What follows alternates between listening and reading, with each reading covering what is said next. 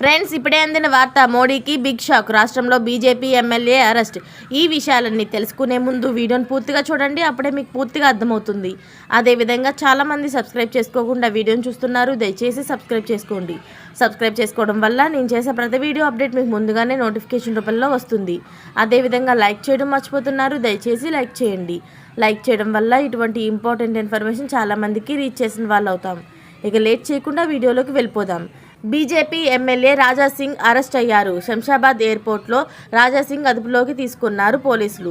మెదక్ అల్లర్లను దృష్టిలో పెట్టుకుని ముందస్తు అరెస్టు చేస్తున్నట్లు పోలీసులు చెప్పారు. కాగా మెదక్ వెళ్లాలని ఇప్పటికే రాజాసింగ్ ప్రకటన చేసిన విషయం తెలిసిందే. ముంబై నుంచి హైదరాబాద్ రాగానే ఎయిర్పోర్ట్లో అరెస్టు చేశారు.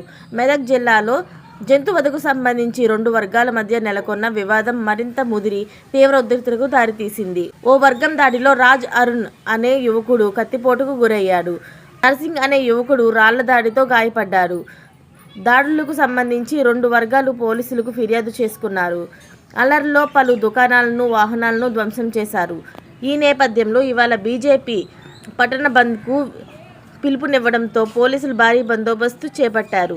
దీంతో ముందస్తుగా రాజ్సింగ్ను అదుపులోకి తీసుకున్నారు పోలీసులు. ఇలాంటి లేటెస్ట్ అప్డేట్స్ అన్నీ మీరు ముందుగానే పొందాలి అనుకుంటే ఛానల్ని సబ్స్క్రైబ్ చేసుకోండి. అలాగే పక్కనే ఉన్న గంట సింబల్ని క్లిక్ చేయడం మర్చిపోకండి.